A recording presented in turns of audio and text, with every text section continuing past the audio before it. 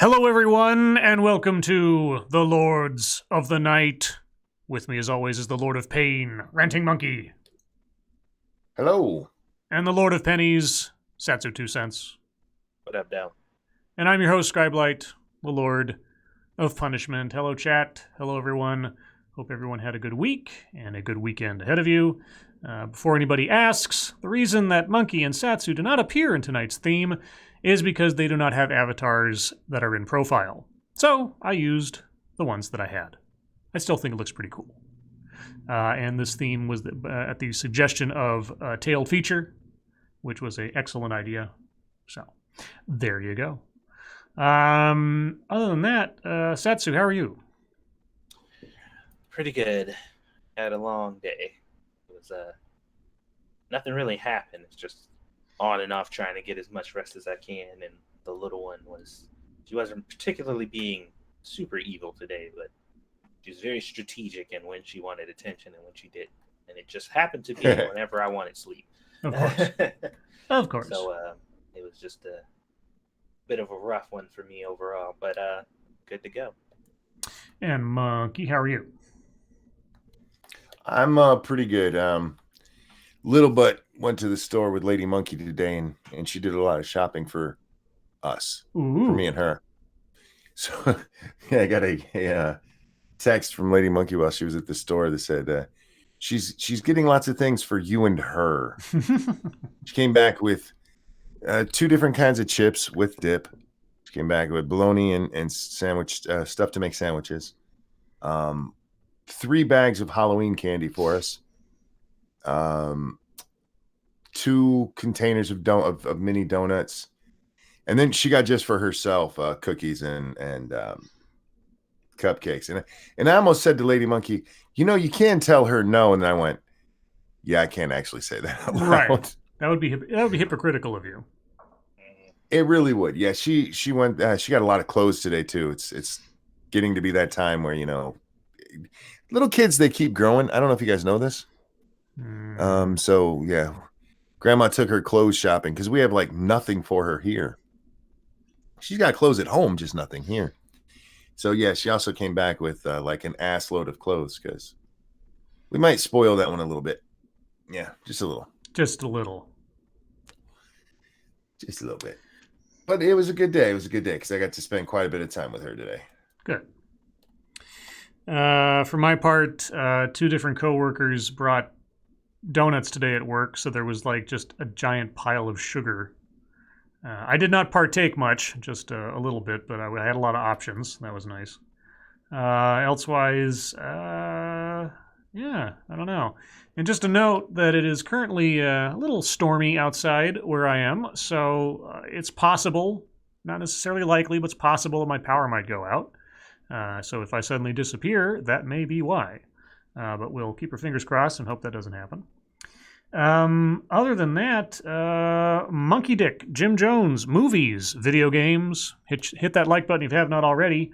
And for some reason, I'm not seeing any likes at all. It might just be my page hasn't refreshed or something. So I'll assume none of you have. So if you haven't already, you should. And please share our stuff. It bears repeating each show. Content creators on YouTube, if they're not corporate backed or otherwise, don't get a lot of love from YouTube in the whole advertisement and recommendations and such. So really, if you like any content creator, large, small, or otherwise, share it, retweet it, tell your friends about it, because YouTube's not doing that for us anymore. And you guys are our best algorithm. Let's see. So anything else to cover before we get into this schnuzz? Are you guys gaming tonight? Yes, we'll be playing Code Vein. I'm resisting the temptation. Good. Yeah, thank you. Should I chat? Okay, anyway. All right then. Well, some stuff happened today. What? No way. I know. It's kind of crazy. Let's start out with the current drama burning up the Twitter sphere. That being that Hillary Clinton appears to suggest that Russians are grooming Tulsi Gabbard for a third-party run. You hear about this? Oh, yes. I just read about it. Former Democratic presidential nominee Hillary Clinton said Thursday the Russians are currently, quote-unquote, grooming a Democrat running in the presidential primary to run as a third-party candidate and champion their interests. The comment appears to be directed at Hawaii Representative Tulsi Gabbard, who has been accused of being cozy with Russia in the past. Quote, I'm not making any predictions, but I think they've got their eye on somebody who is currently in the Democratic primary and are grooming her to be the third-party candidate, Clinton said, speaking on a podcast with former Obama advisor David Plouffe.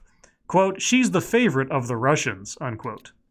Clinton never names Gabbard, but there are only 5 women running for president: Gabbard, Kamala Harris, Elizabeth Warren, Amy Klobuchar, and Marianne Williamson, still apparently, and none of the other women have been accused of being boosted by Russia. Quote, they have a bunch of sites and bots and other ways of supporting her so far, Clinton said. Gabbard responded on Twitter Friday afternoon to Clinton's comments. Quote, thank you, Hillary Clinton. You, the queen of warmongers, embodiment of corruption and personification of the rot that has sickened the Democratic Party for so long, have finally come out from behind the curtain. From the day I announced my candidacy, there has been a concerted campaign to destroy my reputation. We wondered who was behind it and why. Now we know. It was always you, through your proxies and powerful allies in the corporate media and war machine, afraid of the threat I pose. It's now clear that this primary is between you and me. Don't cowardly hide behind your proxies. Join the race directly, unquote. Oh, shit. Damn! Good Lord. Damn. Yeah, Tulsi just called her straight out. That was thorough. Responding to Gabbard's tactics, Clinton's spokesman, a proxy, by the way, Nick Merrill said, quote, divisive language filled with vitriol and conspiracy theories? Can't imagine a better proof point than this, unquote. Wait a minute. What the fuck are you talking about? Are you fucking serious? You know, that's almost like the Chris Cillizza of spokesman comments right there. Real quick, thank you, Angry Illinoisian. Hillary needs to keep her nose out of where it doesn't belong, and that's anywhere near a presidential election or primary. No. This is the most entertainment I've had out of the primary so far. Hillary, come back in. Join. Seriously. Join and announce your candidacy. Really, dude? Why do they do this to themselves? It goes on.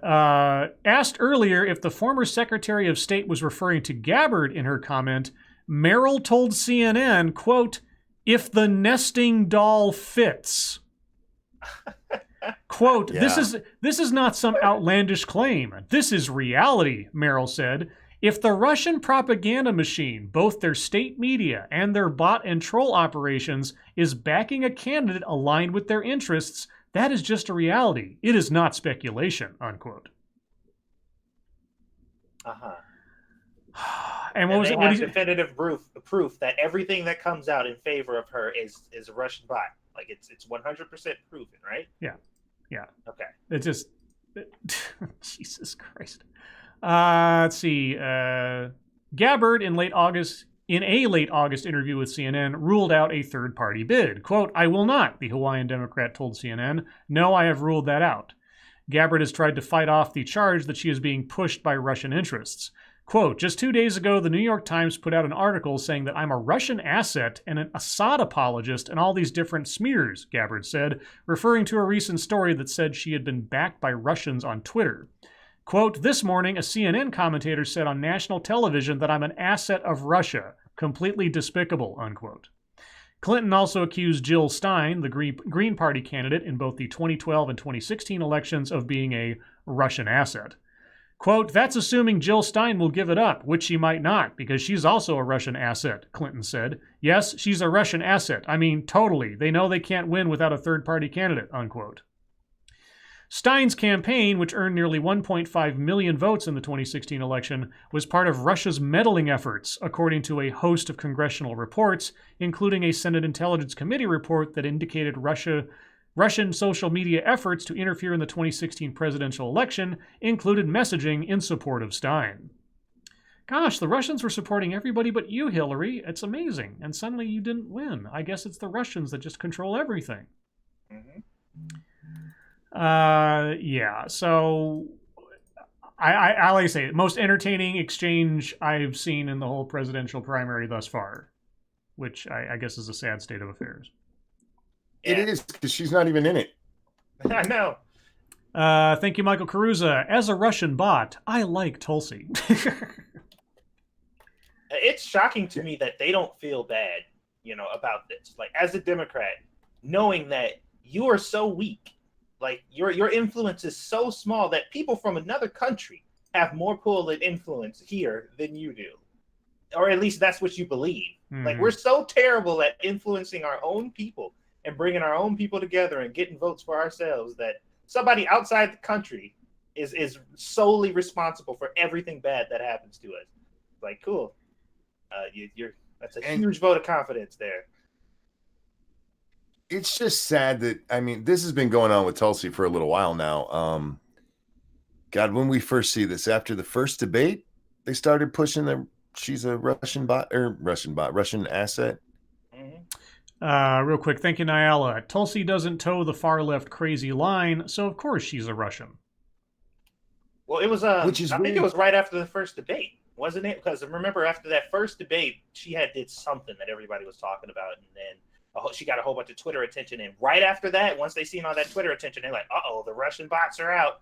Well, they like her. It was her going after Kamala that got her the first real attention in the debates, but I don't. So it was just second. Honestly, I hadn't heard the whole Russian bot thing until today because I haven't paid that much attention to what people have been saying about Tulsi Gabbard. So. No, I've been seeing it since then. Yeah, maybe it was the Kamala thing that did it, which would be the second debate. But yeah, it was after one of the debates. Suddenly, yeah, it was on Twitter trending for a little while. Mm-hmm. It's ridiculous, but I can't believe Clinton would do it. There's no reason for Clinton to do this. I just don't understand. I don't know. I mean, you talk about conspiracy theories and everything else. I don't know. I don't understand it either. So, well, anyway, unless or until something more of that happens, other things happened today. We have an exclusive report from CNN. Oh. An exclusive report that cool. Who'd they read it from? Yeah, I don't know yet. But it did take 1, 2, 3, 4, 5 authors to write this one. 1, 2, 3, 4, yeah. Exclusive. Giuliani pushed Trump administration to grant a visa to a Ukrainian official promising dirt on Democrats. Okay. Career diplomat George Kent told congressional investigators in his closed-door testimony this week that Rudy Giuliani asked the State Department and the White House to grant a visa to the former Ukrainian official who Joe Biden had pushed to have removed when he was vice president, according to 4 people familiar with Kent's testimony. Kent, the Deputy Assistant Secretary of State for European and Eurasian Affairs, testified that around January 2019, Giuliani requested a visa for former Ukrainian Prosecutor General Viktor Shokin to travel to the United States. Shokin had been pushed out of his position as Ukraine's top prosecutor in 2016 under pressure from Western leaders, including Biden, over concerns that he was not pursuing corruption cases. Giuliani has previously told CNN he wanted to interview Shokin in person because the Ukrainian promised to reveal dirt on Democrats. Kent told congressional investigators the State Department had objected to the request and State did not grant the visa. Giuliani, Kent said, then appealed to the White House to have State reverse its decision. Shokin's visa was never granted, although Giuliani eventually spoke with Shokin over Skype. So, Giuliani wanted something to happen, but the White House and the State Department did not comply. Okay. The incident reveals how Giuliani's work to dig up dirt on Democrats went much further than previously understood and included an attempt to directly influence the actions of the federal government. An attempt, yes. Concerns that Giuliani was inappropriately involved in shaping and driving the administration's Ukraine policy from a significant part... Okay, let me try that again. I misread that. That's my fault.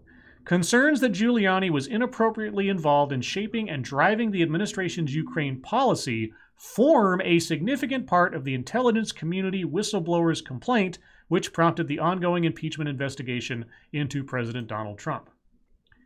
Okay. Giuliani did not reply Friday to questions from CNN. The White House did not respond to requests for comment. Kent's lawyer declined to comment for this story. All right. So, I don't know. Is it a crime? Is it just, or is it just more evidence of campaign sort of opposition research? Seems like we got a lot more attempted corruption than corruption. Well, I mean, it shows a trend of like, okay, if he was doing this, did he feel emboldened because of other things that he did elsewise? You know, that maybe this was a bridge too far for state in the White House, but was he doing other things? It raises questions about what his involvement was, if this was his mandate over the course of time. Did he do anything else? Was he doing it on behalf of Trump at his direction as his proxy, etc.? So it's not completely irrelevant, but they're going to need some more than this. Time for another investigation. Should Well, take about 3 years. That's what they're doing, apparently.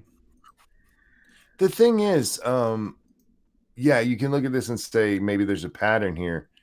But if it was stopped all along the way, similar to what we saw with Russia, if it stopped along the way, then it didn't happen. Mm-hmm. That's, I mean, Scribbles, you're supposed to check your DMs. Yes, so not to watch it. Can you send me that article on Tulsi and Hillary? It's all over Twitter right now, dude. Yeah. Here, I can. I will tweet you the one that I just got from CNN. Yeah, there's at least 3 hashtags trending about it. Yeah. Right now. Yeah, it's great. Let's see. I can't believe she did that. Look, man, I expect a lot of stupid in my politics, and even I'm like, what the fuck, Hillary? Yeah, Hillary, come on. She just Maybe she's bored. She must be. Just like really bored. She's like, I want to get in there. She's losing her mind or something. Who knows? In other news with the George Kent testimony, which is a story that is not as prominent on CNN's homepage, I wonder why. This comes from CNN, but the headline starts, Washington Post, because CNN can't report their own stories. Career diplomat testifies he raised concerns about Hunter Biden's Ukraine work in 2015, but was rebuffed. Career diplomat George Kent told congressional investigators earlier this week he had voiced concerns in early 2015 about former Vice President Joe Biden's son Hunter working for a Ukrainian natural gas company. Citing 3 people familiar with the testimony, the newspaper reported that Kent... Seriously, why don't you just put a hyperlink to the Washington Post story? Why even bother? Anyway... The newspaper reported that Kent, the Deputy Assistant Secretary of State for European and Eurasian Affairs, recounted concerns during his testimony Tuesday that Hunter Biden's work could undercut American efforts to convey to Ukraine the importance of avoiding conflicts of interest. The People told the Post when Kent raised the risk of Ukraine viewing Biden as a direct line to his father, he told investigators, the then Vice President's office responded, that Biden didn't have the quote-unquote bandwidth to address Hunter's situation while his other son, Beau, battled brain cancer. Kent did not name the Biden staffer he interacted with. Andrew Bates, a spokesperson for Joe Biden's presidential campaign, defended the former vice president's conduct in Ukraine. Well, of course he did. He's the spokesperson for the campaign. The news of Kent's testimony stands out after 2 weeks of administration officials testifying and House lawmakers' probe into the president's dealing with Ukraine. The effort has shown so far that President Donald Trump played a key role in the U.S. diplomatic effort to push Ukraine to open an investigation into Hunter and Joe Biden that goes well beyond the president's July 25th phone call with Ukrainian President Vladimir Zelensky that formed the basis of the whistleblower complaint. There is no evidence of wrongdoing by either Biden. Every single time. It's almost like a nervous tick. It's like a nervous tick. Every time they have a story that even talks about this, they have to include a line, there is no evidence that Biden or Hunter Biden did anything wrong. There's also no evidence of all the investigations that we have going on. Yeah, and did they include a line like that when they were doing all the Trump-Russia collusion stories? No, of course not. Because their favorite line then was a credible source or a respectable source said this. Yeah. But they made sure that they specified that whoever was saying the shit was very, very credible, but they never mentioned that they didn't actually have any evidence because that wasn't important. Yeah, we don't want to risk pissing off Joe Biden that he won't give us interviews in the future if he becomes president. So, anyway. Yeah, so apparently Joe Biden's son's involvement with Ukraine wasn't just some no big deal thing during the Obama administration, is the short version of that. It was a concern, despite everything else people are saying now and elsewise. But it almost sounded like they were saying that Trump had something to do with that. Like, even then, they were like, this just goes to show that this goes even before Trump was trying to get information on. I'm like, but why? Why would he be trying to then? That doesn't make any sense. Yeah, this administration official for the Obama administration had concerns before Trump was even president, but no, that's not evidence that maybe there was something untoward going on. Anyway, what else do we have here? I got one more. This is a weird one. This is bizarre. Okay, so the son of El Chapo was caught during a massive shootout. Mexican officials say they released him to save lives. Oh? This is bizarre. Yeah. A bloody, prolonged shootout between Mexican security forces and suspected cartel members in Sinaloa State this week was an intentional and ultimately abandoned attempt to capture a son of imprisoned drug lord Joaquin El Chapo Guzman for extradition to the United States, Mexican officials now say.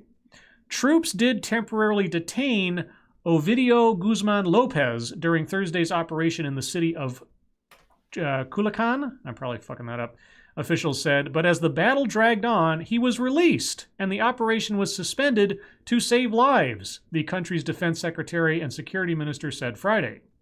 The battle, which sent families hiding in terror for hours, left 7 people dead. 5 aggressors, 1 Mexican National Guard member, and 1 civilian, Security Minister Alfonso Durazo said on Twitter. Mexican President Andres Manuel Lopez Obrador acknowledged Friday that security forces went to Culiacan to capture the son on a judge's order. Mexico's security cabinet eventually suspended the operation, quote, to protect the lives of the people, he said.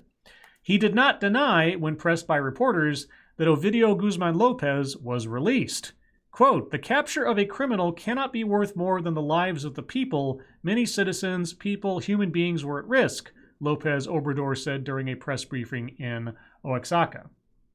9 government soldiers or law enforcement officers who were captured by the suspected cartel members during the battle were released when the government stopped the operation. So you gave in to terrorists who were holding people hostage and you exchanged one... Okay, I see. Did you see the pictures of Mexico today? I've seen a couple pictures, but which ones are you talking about? Where it looks like a goddamn war zone. Oh, yeah. The trucks on fire, everything blown up and shit. Yeah. And you got the cartel roaming around with 50 cals in the back of pickup trucks and shit. Mm-hmm. Now, I was told that the cartel isn't real. Yeah, they're not. The attempt to capture Guzman Lopez unleashed chaos in Culiacan. The battle started Thursday afternoon when law enforcement officers and members of the Mexican National Guard took control of a house with 4 occupants, Durazo said late Thursday. One of the occupants was Ovidio Guzman Lopez. Other members of a criminal group arrived on scene with more firepower than authorities, including 50 caliber machine guns. Violent attacks erupted in different parts of the city, creating, quote, a situation of panic, Durazo said. Armored vehicles with military-grade machinery fired heavy artillery against federal troops. Let me read that again. Armored vehicles with military-grade machinery fired heavy artillery against federal troops.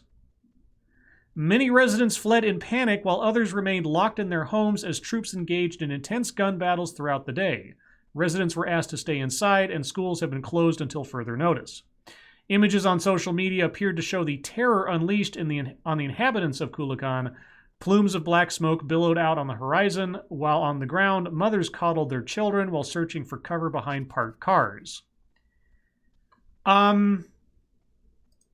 Yeah, so who runs Mexico right now, or at least that part of it?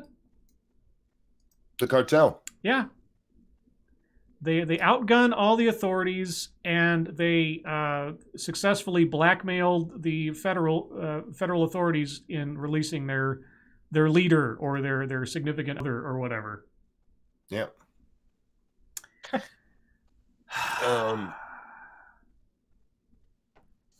Yeah. Yeah, I don't know what else to say. It's just like that's fucked up. Oh boy. My question this morning, because we talked about this on Monkey in the Morning. I wonder how many of the guns that are being pointed at the Mexicans right now came from us in Fast and Furious. Oh yeah, that's right. I mean, it's been a few years since then, but I mean, if you keep your gun clean, it'll still work for a while. Actually, they're probably supplied by the Russians. Tulsi gave them to them. That's right. Yep, Tulsi was making gun runs down the south. That's the way it was. Isn't that right, Hillary? Anyway. That's all I really had as far as top news stuff. I know a couple other things probably happened today, but you guys know of anything else? No, my big one was the Tulsi thing, because that was just funny. You have had a few people come out, and most notably, who was it? Kasich. How do you say his name? John Kasich. I don't fucking know. Former, I think, governor of Ohio? Kasich, yes. Kasich? Is that how you pronounce that shit? Kasich. Came out and said that he's now at least for the impeachment inquiry because of the emolument clause. I think is what his one. And you have a lot of people talking about the emoluments clause today because of the Doral thing, where they're having the G7 down at Doral. Boy, they keep having new things that weren't an issue a week ago suddenly become reasons to impeach. Well, the emoluments with the Doral one was just announced yesterday. Mm-hmm. So, Absolute Zero. I was getting there. I'm sorry, dude. I still have the note right there. Wow. It's Absolute Zero's birthday. That's a little presumptuous. Okay, how about a birthday song for me? Well, oh gosh. Well, he actually came on to Monkey in the Morning and said he didn't want a song there. He wanted a song here. Oh, okay. Well, then I take it. And so I wrote down a note, and it's hanging right there on my my.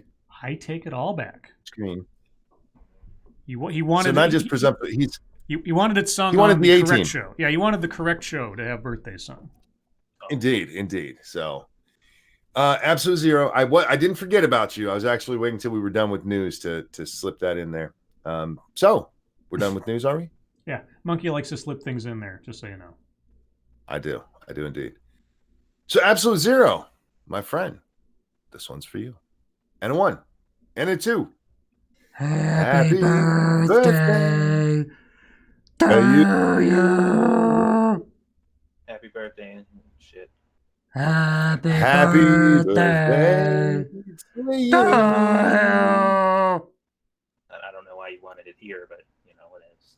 Happy birthday, dear Absolute Zero. Must be a masochist. Happy birthday to you. Happy birthday, dude. I hope you had a good one. Mash says, Monkey remembered to write a note. I wrote it down as I said it. That's the only reason I remembered. There you go. I can pull that one down. I can go over here with the one for Rosie from the other day. All right. Anyhow. Anything else, or shall we go on to the Miss News? That is all I had. Satsu, you sound a little quiet. Are you distant from your microphone, or? Yeah, scoot it back just. Oh, okay, just making sure, because sounds like angles. Thanks. So sharp and at extreme. Yeah, okay. Thanks. I appreciate that. Sounds like angles. A chorus of angles. All right, this one. Oh wait.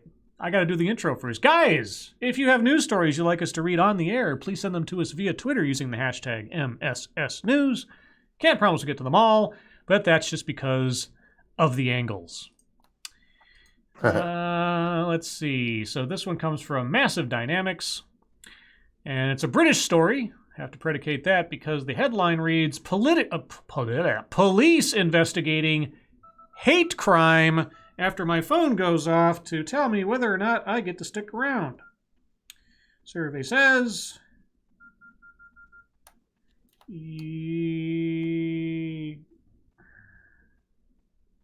Maybe. I'm debating. Because I hate to do this on a night where I'm hosting.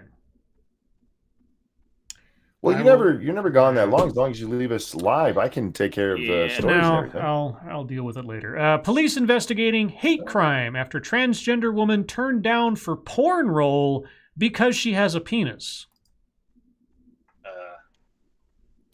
I feel like that's a good reason to turn you down for porn role. Wait a minute. Don't they do casting for those roles?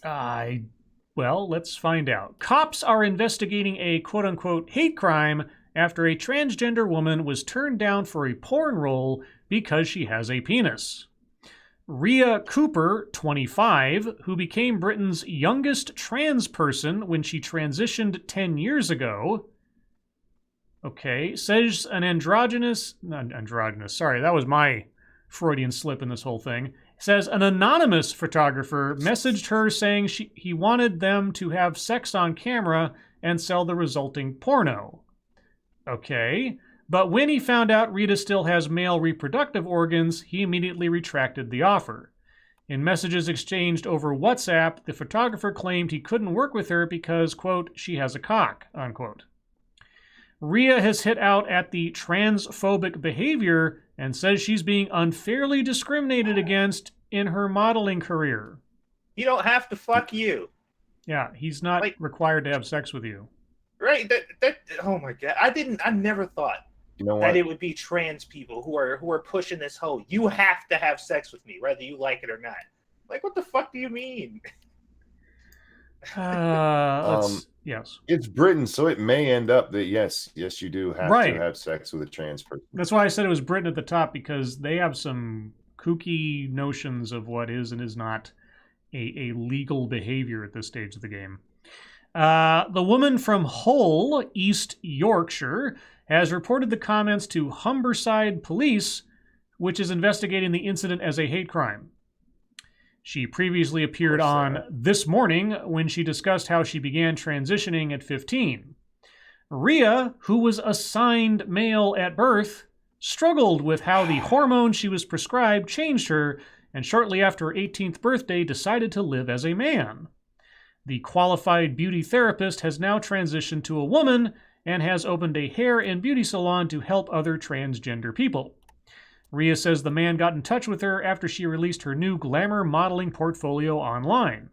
He apparently told her that the industry was like a quote-unquote family and vowed to help her make her way to the top of it. Then the photographer told Rhea he had just been informed by a friend that she is transgender, before saying, Playboy won't accept that, unquote. He then cut all contact with Rhea, who says her social media profiles clearly state she is a ladyboy. Rhea has described the comments as discriminatory and appalling, comparing the abuse to that of a racist. I am so tired of hearing that shit. She said, quote, when I first changed, I found it really scary and very confusing. I had no one to lean on for support. It was such a massive change. But now I'm comfortable and confident in my own skin and wanted to help others. Well, you're not confident enough to take someone not wanting to have sex with you. Right. Okay, well, anyway, there's that. Thank you, Snubber 13. August Ames Drama 2.0, telling porn stars who to sleep with. Well, yeah, except in this case it was, yeah, it's all bullshit. Oh man, August Ames. God, how was that? That was like a year ago now, wasn't it? Jesus. That was nuts. Anyway, yeah, so it's a hate crime if you don't want to sleep with somebody when you find out that they're not actually the gender you thought they were. You don't take that penis. It's we talked about. We knew this was coming, and you know what? It might not this time, but eventually it will. Eventually that argument is going to work. Yeah, I mean, if it had been a transgender man and a woman had declined to have sex with him because it's like, oh, well, you don't have a penis. or the one that you have doesn't operate or something, or you're not a real man, like, oh, well, that's a hate crime. It's not a I'm straight crime. Oh yeah, and people can use this easily to just set somebody up. It's just like, I don't particularly like this person, so I'll tell them that I identify as this, and when I show up, I'll be something else, and if they don't fuck me, hate crime. You're ruined. There you go. Let's see. What do we want to do next? I mean, it's just like racism. Speaking of which, this one comes from Frosted Glass. Not Frosted Glass, but the story I'm about to read. Don't tell AOC, Ilhan Omar, and Rashida Tlaib their Bernie endorsement isn't feminist. Oh, that was some funny shit. It's safe to assume women of color don't need white feminists to explain which candidate best supports their principles. The news that Representatives Ilhan Omar, Alexandria Ocasio-Cortez, and Rashida Tlaib will throw their collective political weight behind Senator Bernie Sanders' presidential campaign pissed off some white feminists this week. Both Sanders and Senator Elizabeth Warren had aggressively sought the endorsement of the 4 influential women of color. Wait, the 4? Oh yeah, you did name all. Wait, no. You only named 3. Well, they didn't name the 4th member of the squad, but Ayanna Presley. Isn't it Ayanna Presley? Yep. I see. Okay, here we go. Sought the endorsement of the 4 influential women of color known collectively as the Squad. The 4th, Ayanna Presley, has yet to officially support a presidential candidate. Okay, some women even saw the decision to support Sanders as a betrayal of the progressive ethos. Among them was Jane Eisner, the director of academic affairs at the Graduate School of Journalism at Columbia University, who jumped in to criticize the representative's decision in a since-deleted tweet. Quote, I find it fascinating that women of color overlook female and minority candidates to endorse a white guy, Eisner wrote. Why'd you delete it? Do you not believe it? Well, she got a lot of shit for it. Thank you, Uncle Sam. I'm getting married tomorrow and can't think of a better way to spend my last night as a single man than playing games and listening to the Lords of the Night. Oh. It's your smartest way to do it, my friend. So, it's your smartest way. Are we your bachelor party? We're his bachelor party. You said her. I tripped. I fixed it. Oh my god. And thank you, Cryptic. Is butt cheeks one word, or should I spread them apart? Well, bachelor party. Spread them apart, my friend. Yeah, there you go. Bachelor party. Woo! Look, bachelor party. I'm gonna have a drink in your honor, my friend. Actually, I'm having a drink anyway, but someone in chat do some text stripping. I don't even know how that'll work, so I look forward to seeing the creativity of our audience. What? I took a shot for him. A shot of what? That's Jack, man. Well, you got a bottle of Jack just sitting there next to your desk? Yeah, no, it's on my desk. Do you have a problem, Monkey? It's my medicine. Right. It's Grandpa's medicine. Right, Grandpa's. Don't get in Grandpa's medicine, kid. Look, so I'm sore. I needed it. All right, no, it's fine. Good reason. No, you Uncle Sam, that one was to you and to the new missus. All the best, seriously. Okay. Well, anyway, so yeah, the ideological purity test has reached the Squad.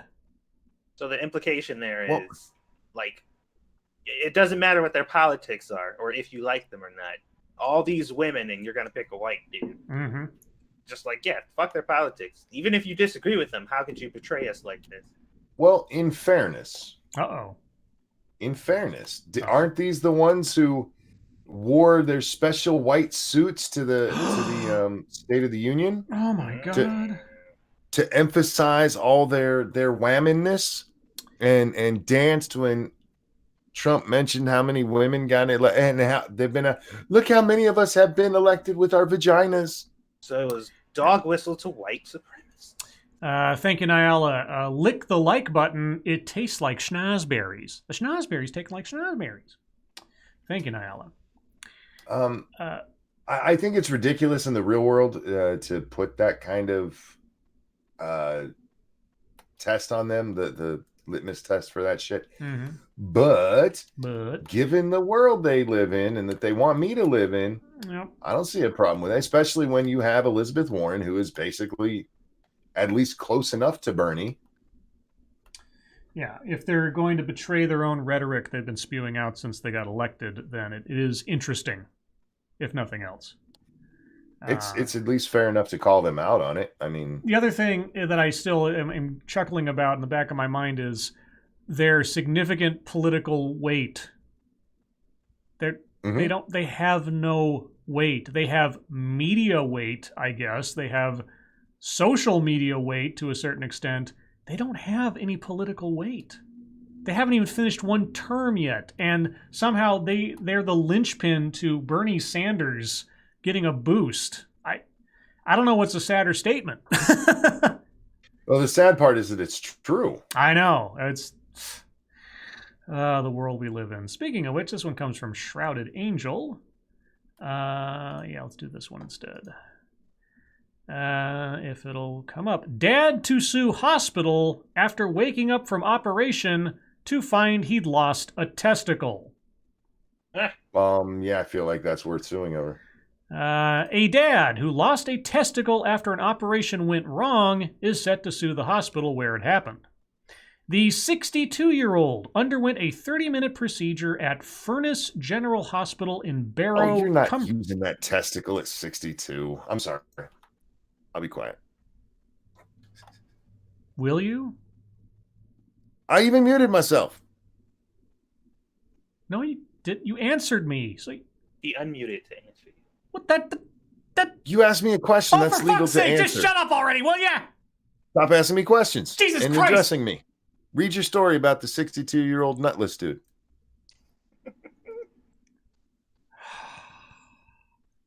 You're not the boss of me.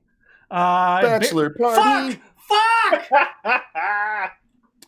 Barrow, Cumbria, to remove fluid from his swollen scrotum, but 2 days later he was rushed back to hospital for emergency surgery. He then woke to find his right testicle was missing, which he claims he was not told would happen before going back into theater.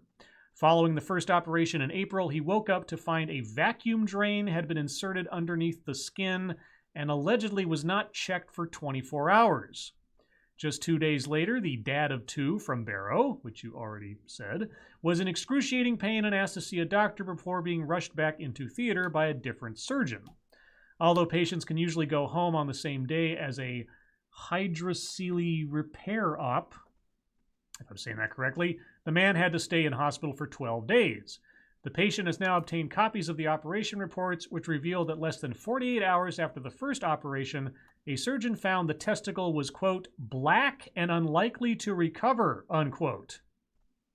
You had a rotting ball? Good job. They also showed the surgeon consulted another colleague who told him to excise the dead testicle, and a photo was taken of the gangrenous testicle, but this image was not in the patient's records. The man said he was in doubt that the first operation was botched and it cut off the blood supply to his testicle. Oh, sorry, he was in no doubt that the first operation was botched. He has now instructed medical negligence expert lawyer Michelle Armstrong. He has now instructed? Okay. And will attempt to sue University Hospitals of Morecambe Bay, which is responsible for the hospital. Yeah, well, like I say, he's probably got a case. It ain't old swollen scrote. You know, what would he have done if they would have left it in there? They're like, all right, well, we didn't get his permission, so we'll just leave this dead, infected testicle inside of him, and hopefully it doesn't kill him. Let's see. Oh, this isn't a real story. This is Babylon Bee, but it's hilarious. The headline reads, Hillary Clinton asked to leave Costco after repeatedly accusing Sample Lady of being a Russian asset. I like that one. That's cute. Oh, you ain't gonna take this coupon? You must be a Russian. Yeah, exactly. What do you mean I can't have a 10-gallon drum of mayonnaise? Russian asset! Let's see. Breaking? Okay, is this a real news story or is this something else? Who is this person? Slate. Okay, Slate says, let me pull this up here. I don't know if it's going to be in here. Oh, I can't read this because it's Slate. Or I can read it. Okay. I don't know if it's going to be a story somebody posted, but apparently HuffPost is up for sale. Oh. So Splinter goes down. HuffPost is going down. Uh-oh. Isn't it funny that exclusively leftist medias are seem to be having financial issues? I honestly think it's a supply and demand thing because there's just so much out there now. And in fairness, you also, I mean, you didn't have a lot of right-wing media sources that were bought up the way these ones were. Mm-hmm. There was a lot of money thrown into these 5-10 years ago, and they're not turning a profit. So were they morally correct bucks instead of factually accurate bucks? no. Let's see. This is from excuse me, Mercy of Wits.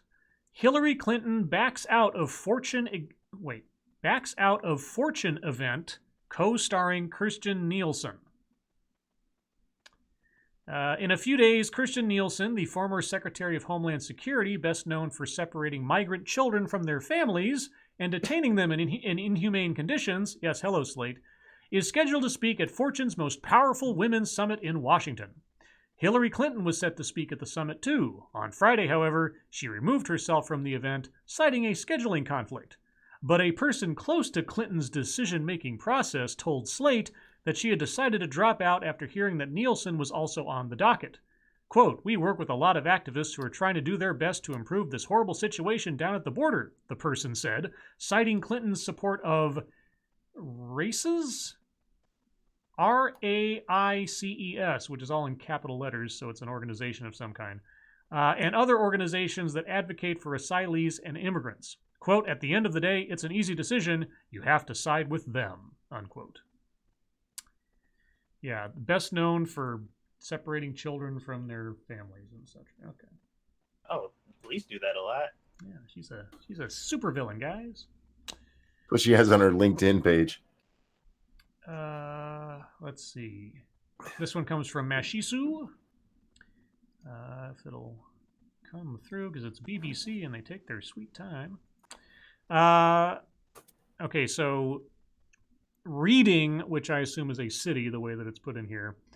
Reading Chick-fil-A outlet to close in LGBT rights row, as in fight, because it's Britain.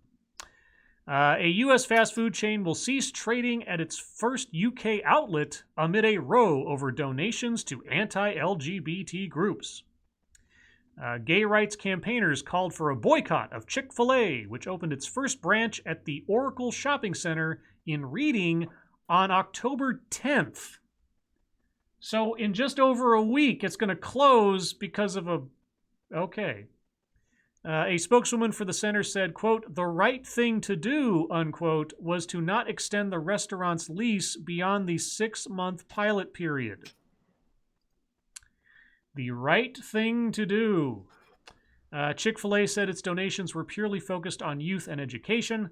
The family-owned company, founded in Atlanta in 1967, is one of the biggest fast food chains in the USA and boasts about 2,400 outlets across North America.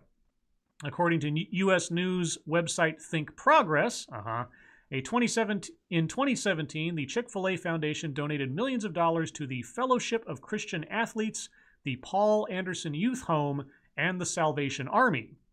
Campaigners from LGBT organization Reading Pride said all three organizations have a reputation of being hostile to LGBT rights. In 2012, the company's chair... Keep going. May I? Yeah, you were. In 2012, the company's chairman sparked a U.S. boycott when he said he opposed gay marriage. So, well, the protesters in Britain were far more successful than those in the U.S., I guess, because the only Chick-fil-A is going to be closed down before it really has a chance to start up. So, there you go.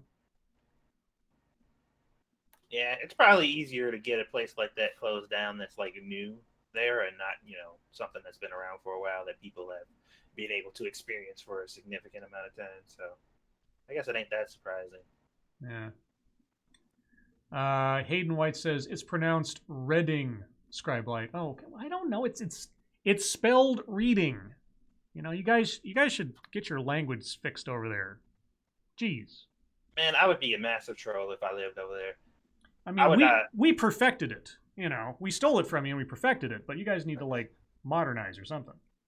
I'd find the person who's in the family line of the person who created fish and chips, and then I'd have him say like, "I hate gays," and just see what happens.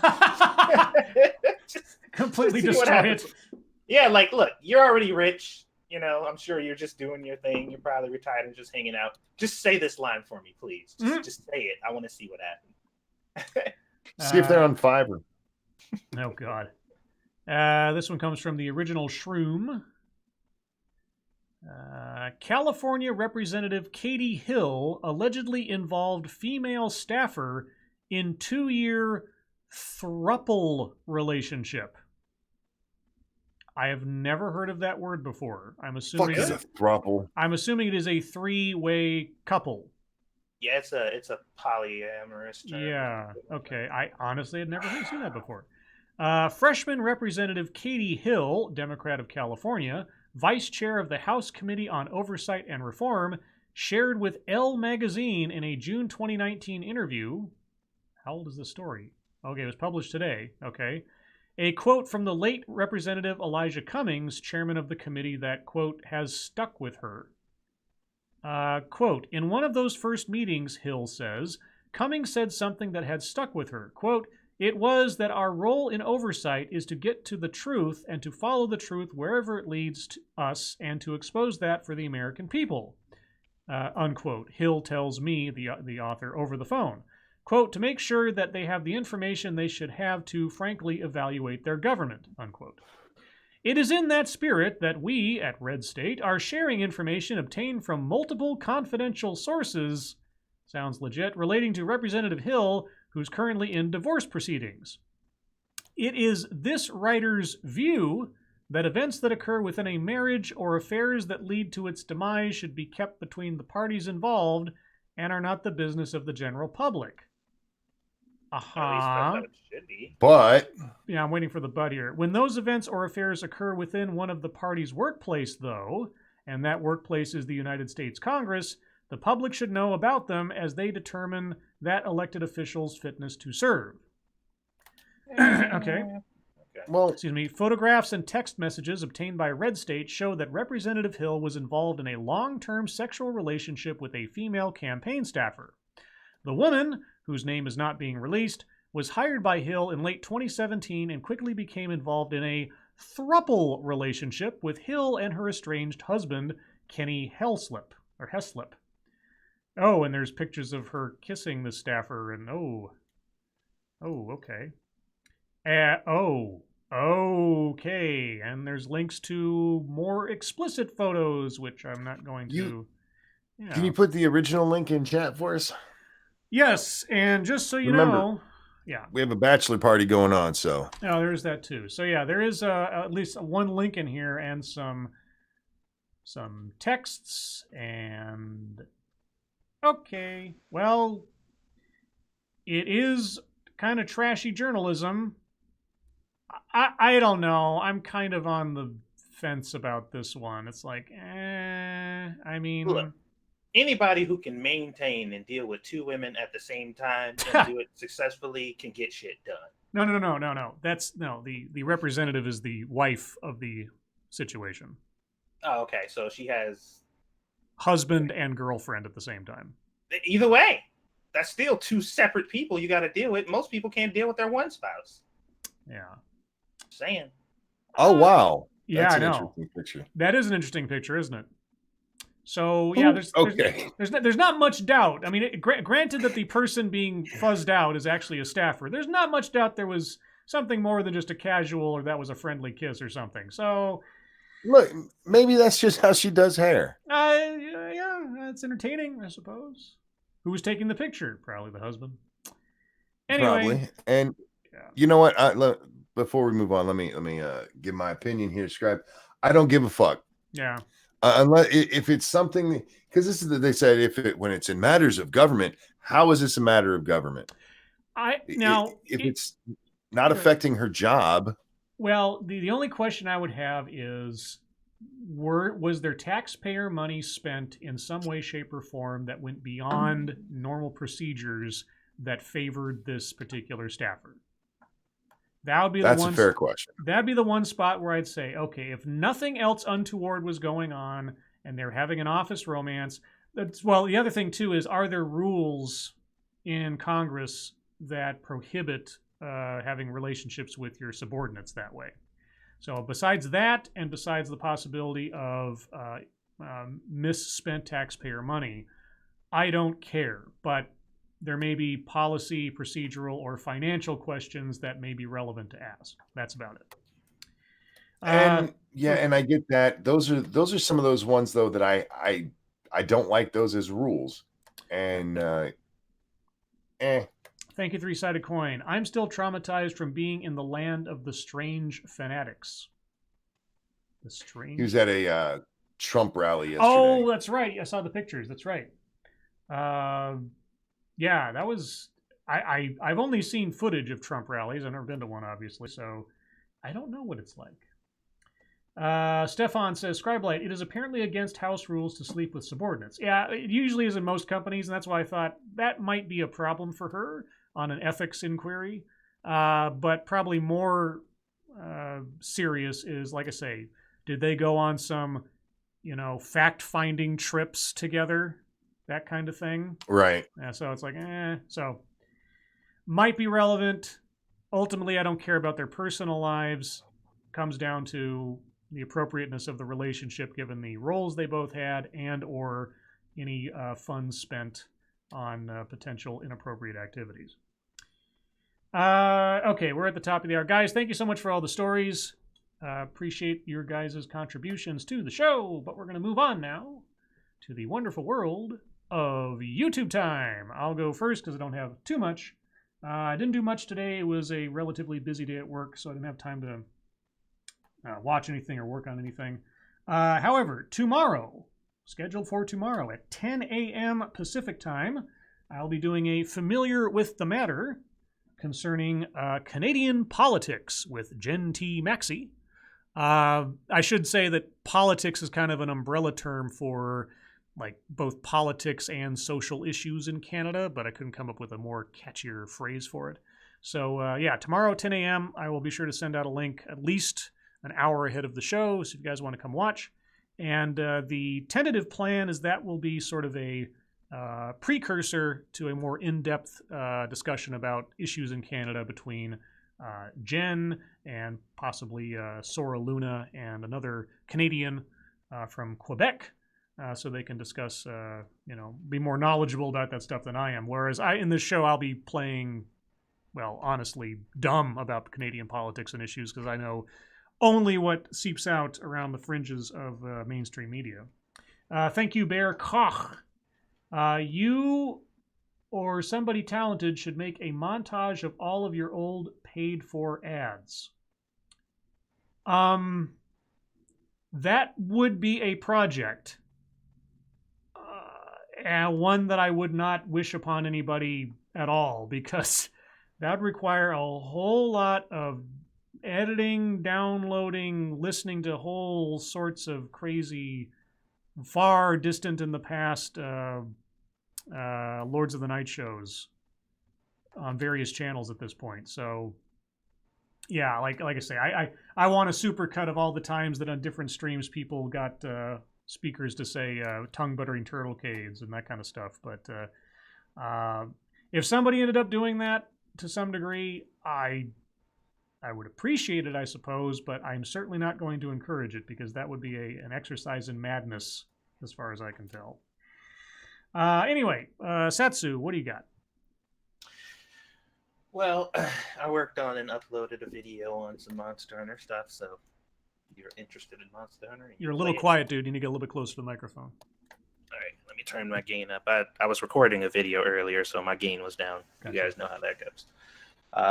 But I uploaded a video for some Monster Hunter stuff earlier, and I uploaded it. So if you care about that, whether you play on PC or, well, maybe not PC because the expansion isn't out yet, but if you play on console, it'll be relevant to you. So go check that out. And just been working on some other stuff that I got going on. And that's it. All right. Monkey, what do you got? I did a Monkey in the Morning with Bloodwing and Sinatra today. It was one of the very random ones where we talked about all kinds of shit. So check that out. A lot of fun. I think that's it. And of course, we have our game stream right after this.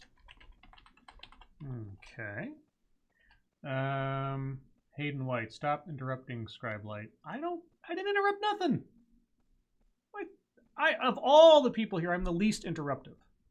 I will say, I mean, I'm not saying I've never interrupted, but if you want to do like a ratio kind of thing, I'm the least interruptive. I sit back and wait for people to finish whenever it, is applicable. So, well then, I talk when I need to. My point is made. Mine too. Let's go on to fucketry, shall we? I have a couple of items. First off, there was a tweet from the official Pete Buttigieg account today. It says, please chip in any amount to be automatically entered to win tickets for you and a guest to go see Hamilton with Chaston, his husband. Flights and hotels are on us. And I said... Is that legal? I was about to say, I said, so your campaign is now a sweepstakes? Seems like a strangely appropriate notion, given the tax-based goodies being offered in exchange for votes. I don't know, because I've never seen something like that before. Donate to my political campaign, and you might win a flight out and hotel and showing of Hamilton. No idea. Yeah, I know like Elizabeth Warren is doing her if you donate to me, you might get coffee with me thing, but that's a little bit different. Wow. So unfortunately, the tweet has now been deleted, which I'm not surprised by, but I will describe to you what it was. It was someone who I assume was trying to defend Islamic stories, let's say.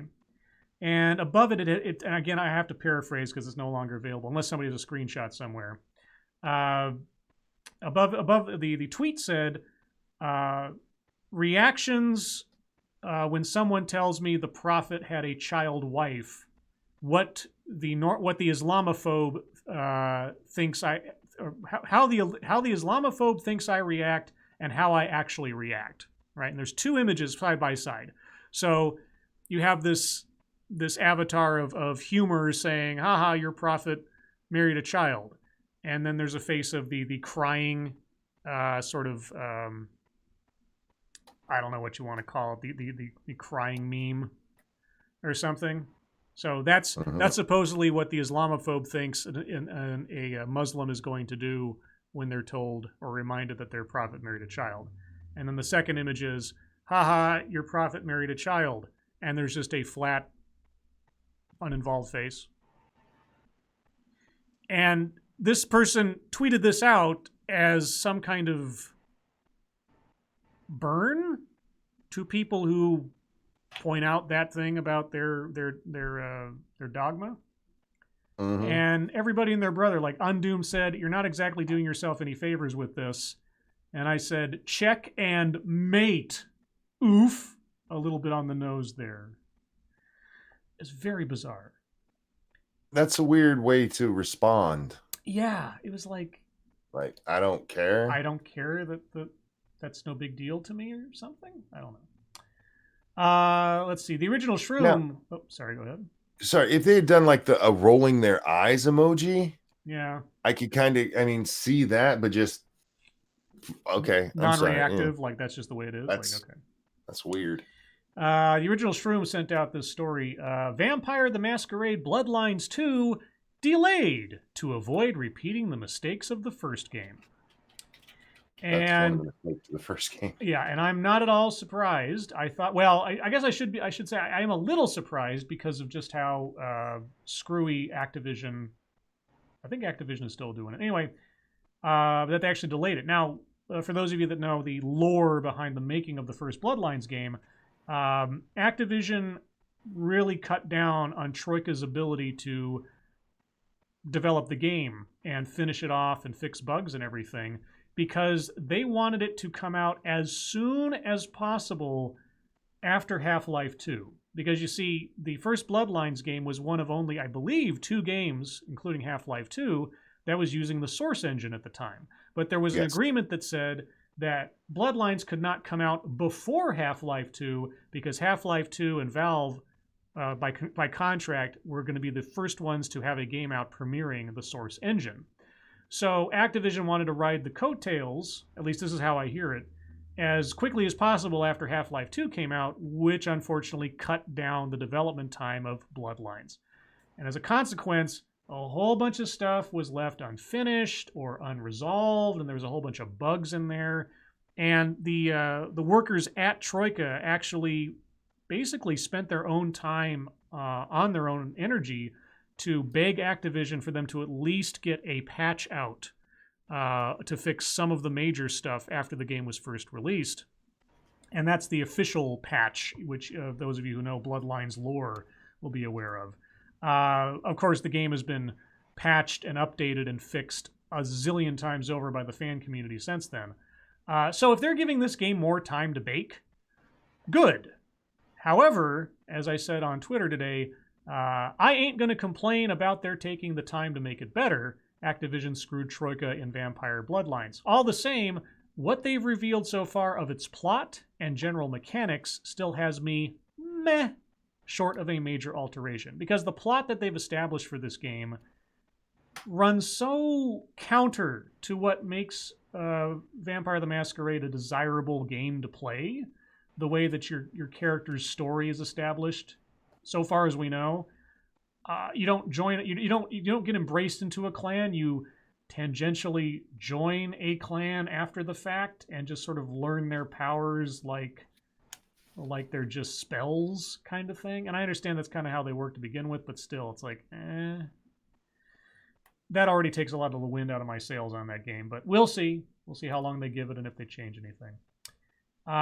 Chris Eliza tweeted this out today. How am I spending my Friday? 5th grade field trip. Pray for me. And I said, hey, just one more year and you'll graduate to middle school. I didn't realize he'd made it to 5th grade. Good job, Chris. I know, it explains his writing ability.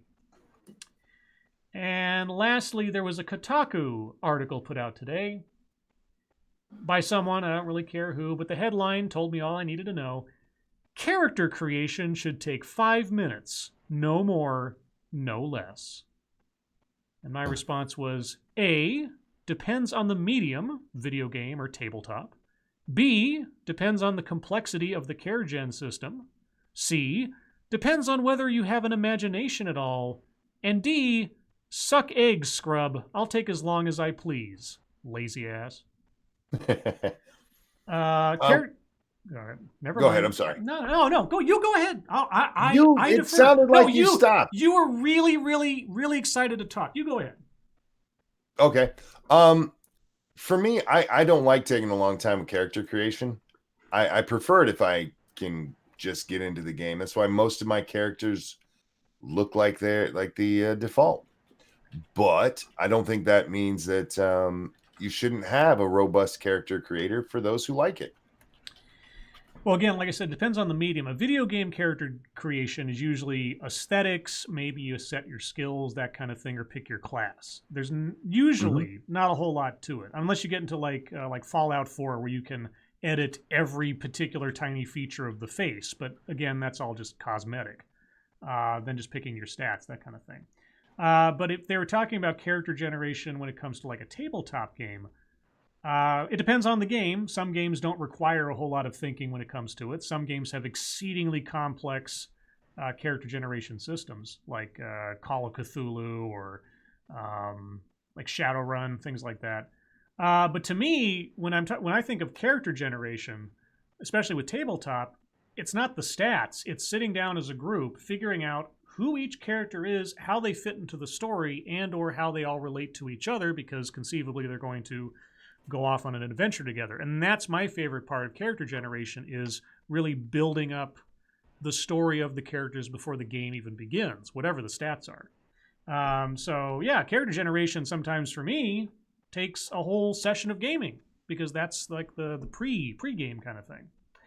Thank you, Angry Illinoisian. Took days to create White Wolf characters for me and my friend because of the idea and possibly of background stories. Exactly. Doing preludes, doing background stories for your characters, especially White Wolf games, or games that have a storytelling component to them. That's always, like I said, most fun for me, because sometimes I've had it before where somebody said, let's create the character first and then figure out what they are based on what we come up with for the character, what fits their attitude or their demeanor. And then sometimes you go the opposite, like, I want to play a gangrel. Okay, well, let's figure out how your gangrel operates in the setting. Either way, that's the part I love, not so much the stats. The stats are kind of secondary to me for the most part. But anyway, that's all the fucketry I've got. Satsu, what do you got? Well, there's been a very pleasing amount of videos of people getting fed up with protesters, just like, somebody eventually snapping and being tired of their shit. So there's a video of these people in the street blocking it off, and this dude came out of nowhere, snatched their sign, threw it over a fence, and like kind of shooed them all away. Like, people have to go to fucking work. Like, get the fuck out of here. They were blocking the traffic. And then there's another one when they were at I think it was like an In-N-Out burger or something like that, and they just like burst into the door and started screaming with megaphones and shit. And the staff like jumped over the counter and started throwing them out. Like, no, you're not about to do that shit in here. Get the fuck out of here. And they picked this grown ass man up, like picked him up like a toddler, and carried him out and sat him down. And he was just like, "Stop assaulting us." It was quite hilarious. And then they locked the doors in there. One of their friends were in there, so they like threw her out of the side door, and she was like, "My coffee's still in there." And I'm just like, these fucking people are absolutely ridiculous.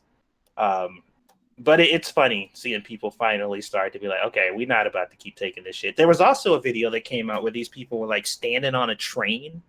It was like, I guess apparently the most eco-friendly train over there, but they were like climate change activists stopping these people from getting on the train, and the people started yanking them off the fucking train because they got sick of their shit too. So it's hilarious, and it is what it is.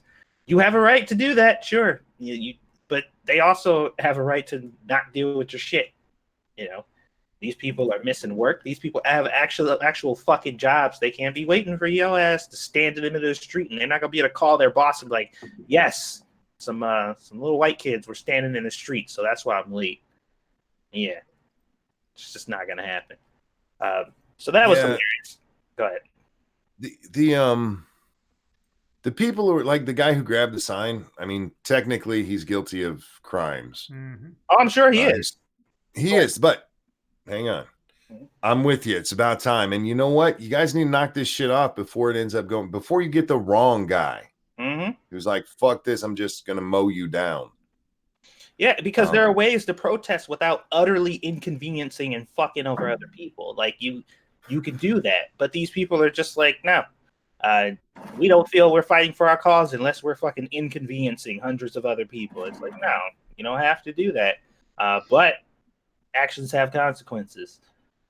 So, like I said, I don't appreciate people being assaulted or attacked in any way like that.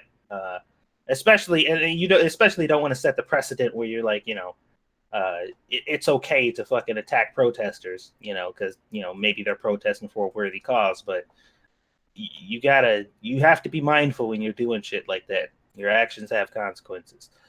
But yeah, you have a right to peacefully protest, and I don't believe that includes standing in the middle of a fucking roadway and blocking people's ability to drive.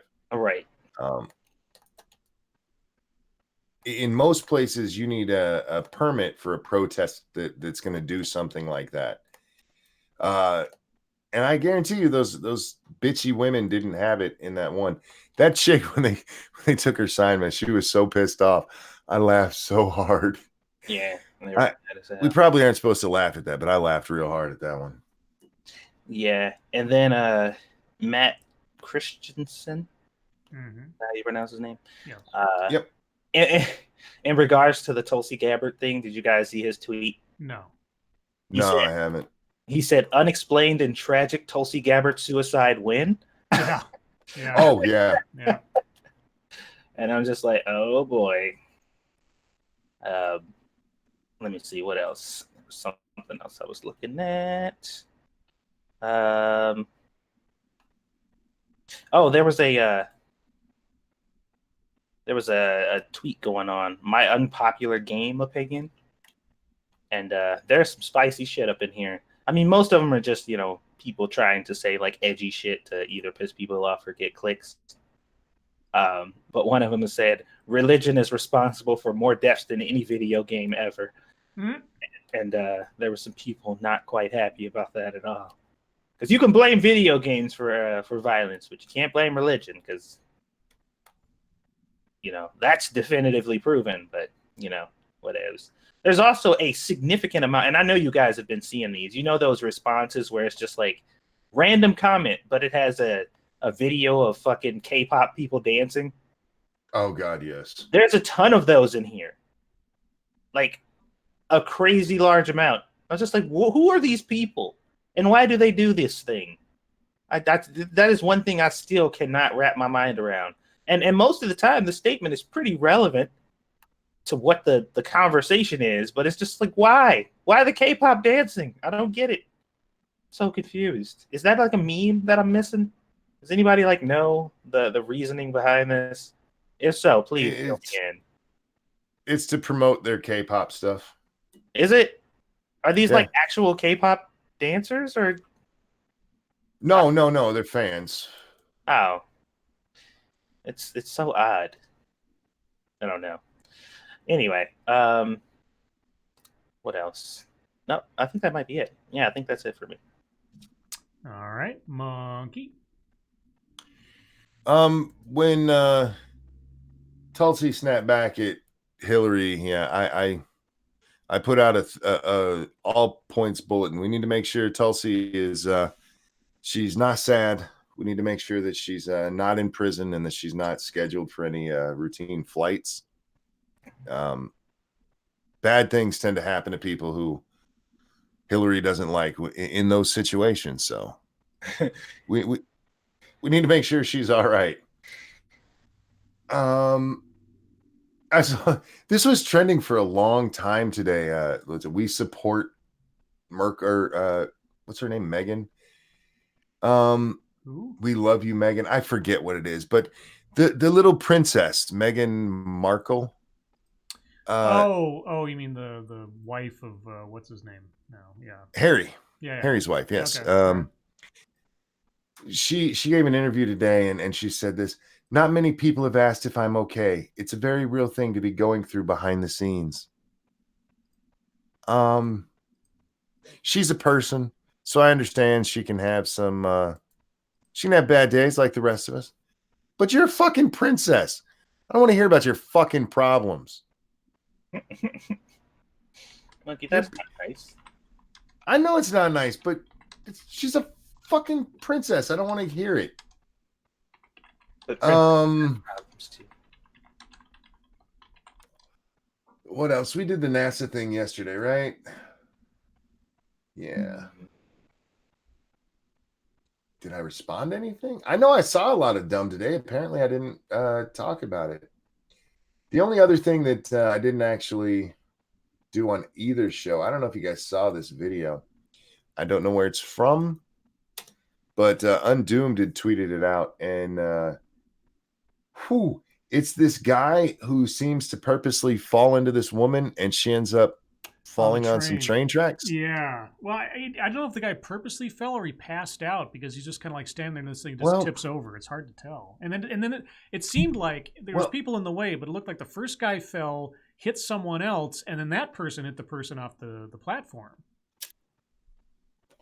If you want, but I watched this several times. Okay. I went into the detective monkey mode. All right. The girl he hits is the one who ends up on the track. Okay. Her bag. Now, if you watch him, he falls down. She falls down onto the track. He crawls forward just a little bit. Then he stands up and he's got her bag with him. And then people bring him a couple of other bags and they disappear. Yeah, this I mean, It is entirely possible. It was all accidental, but I'm not sure it was. But luckily, guys, the train stopped and did not run this woman over. And there were several people. I would have jumped on the track. Don't do that. Mm-mm. The fucking train was coming to where you could see it. You might want to jump down there, but if you are, all you're going to do is kill 2 of you. This isn't like some movie. You're not going to pick her up, throw her up there, and then jump out of the way. You're going to die. Anyhow, I do think that's all I got there, Scribbles. Like I said, I saw Stupid today, but I didn't comment on too much of it to save it. You know what I mean? Mm-hmm. All right. I'll dare ask, any deep topics? Not really. The only thing that's come to mind recently is all about, like what's going on with Trump, like the emolument clause thing, and but I'm not sure how much of a topic is there, Well, I only asked because a lot of people don't seem to like the Mad Libs, so I thought I'd. Yes, but a lot of people love them, so. Yeah, that's true too, I suppose. I don't know, guys. You want to do a Mad Lib? Okay. We haven't done one in a while. That's true. Yeah, we've been filling the time pretty efficiently. All right. Well, let me. Let's see. What do we have? Make sure I didn't miss anything. And then talk about that. Okay. Well, let's see. Let's see if I can find. I haven't gone to that link in so long. As usually, fucketry takes up most of the time lately. Where did the magical link go? There it is. Wacky Web Tales, as it's called. Let's see if I can find something. Ooh, that's way too short. I was like, a detective for Halloween, and I was like, hey, it's almost Halloween. That'd be perfect. And there's like 6 letters or words to fill in. Like, no, it's not going to work. I need something with a little bit more meat to it. Okay, let's try this. Oh, God. Well, this thing's almost all adjectives. Do you guys want to do that? All right. We'll try this. So, chat, if you'd like to participate in the wonderful world of Mad Lib, I need these from you. You actually get the different stuff, because most of it's adjectives. So this is what I need. Please put these into separate chat entries, tagged with what it is on the off chance I can't tell the difference. And I'll get to them when I get to the bottom of the list. So what I need from you is a type of weather, an exclamation, and a verb ending with ing. So I need a type of weather, an exclamation, and a verb ending with ing. All right, so get ready for mostly adjectives, guys. So have your brains in adjective mode. Satsu, I need an adjective. No. Viscous. Viscous. All right. Monkey, I need an adjective. Fat. Satsu, I need a city or town. City or town? How about Cleveland? All right. Monkey, I also need a city or town. Whoville. Whoville. Satsu, I need an adjective. Oily. Monkey, I need an adjective. Crusty. Satsu, I need an adjective.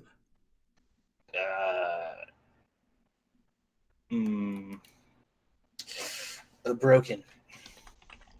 Monkey, I need an adjective.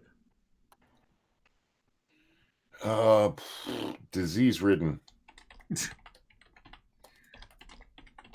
Satsu, I need an adjective. Impregnated. And lastly, Monkey, I need a color.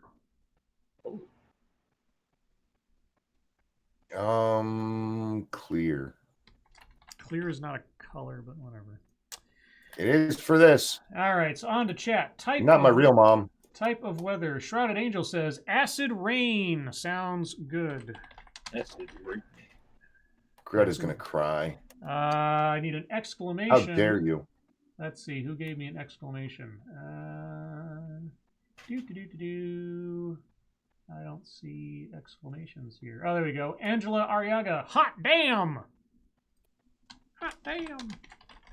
And lastly, a verb ending with ing. ing. Who gave me an? Let's see. Check your logic. Oh wait, that's a city or town. No, sorry, wrong one. Type weather. Oh, let's see. Who was that? No one, nowhere. Decimating. All right. Decimating. All right. So there we go. Let's see what we get. It's short. We'll see if it's any good. This one's called The Weather Station. Coming soon to a television channel near you. Dial-A-Weather. This viscous new TV channel lets you see the weather in another city, and if you like it, you can have that weather in your town or city right away. Is it too fat in Cleveland? Then choose another city like Whoville, and soon it will be oily in your city too. It's just that crusty. Some broken bonus features include disease-ridden wind, super-impregnated barometer pressure, and for clear level members, choose your storm. That's right, if you have a test and you didn't study, order a nice acid rainstorm and hot damn, you get a day off from school. Keep decimating this station for more information. Okay. That actually worked out kind of well. I like that one. All right. That worked out. All right. We'll do one more because we have the time, maybe. What's this one? Oh, okay. All right. So, chat, what I need from you this time, I need a plural noun, an exclamation, once again, and an adjective. So, a plural noun, an exclamation, and an adjective. Monkey, I need a friend. Scribe. Oh, maybe something horrible is going to happen because of this. Satsu, I need an adjective. Burnt. Burnt. Monkey, I need clothing plural.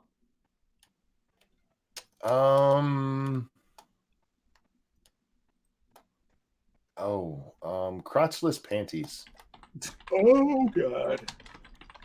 Okay. Satsu, I need a last name. So, just any last name, I suppose. I don't know. Buttram. Buttram? Okay. Monkey, I need a plural noun.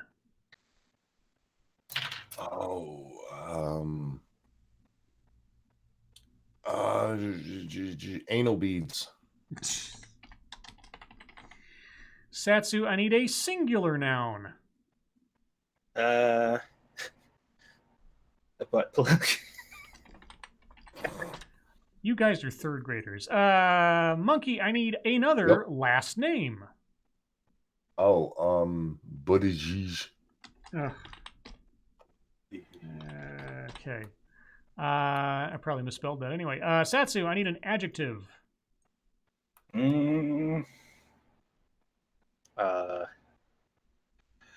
Slimy. Slimy. Monkey, I need a color.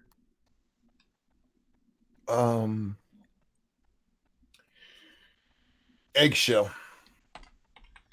Okay. Satsu, I need a color. I want to pronounce this right. Isn't there a color called chartreuse? Chartreuse. Chartreuse. Chartreuse. There you go. See if I can remember how to spell it. Okay, I think that's close. Anyway, monkey, I need a plural noun. Plural noun. Let's see. Nipples. Okay. Nebas. Satsu, I need a plural animal. Or animal plural, I suppose. A flying squirrel. Flying squirrels. Oh, it's flying squirrels. My bad. All right. And now over to chat. Chat, I need plural noun. What do we got? Plural noun. Let's see. Becca Fairley, headstones. I like that one. Headstones. Then I need an exclamation. Exclamation. Who has an exclamation? Did I miss? Nobody's giving an exclamation. Wait. Oh, no, wait. Dirty nerd. Oh my god, they killed Kenny. There you go. That is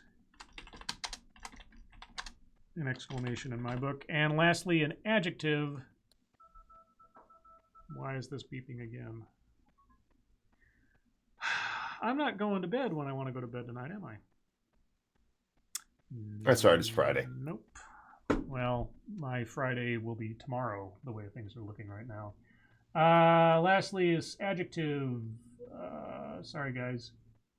I see a bunch of plural nouns. I don't see an adjective. Adjective. People aren't giving me adjectives. Okay. What's that? Bukakoed? Bukakied. Bukakied? Oh, God. Dom O'Leary. Bukakied. Okay.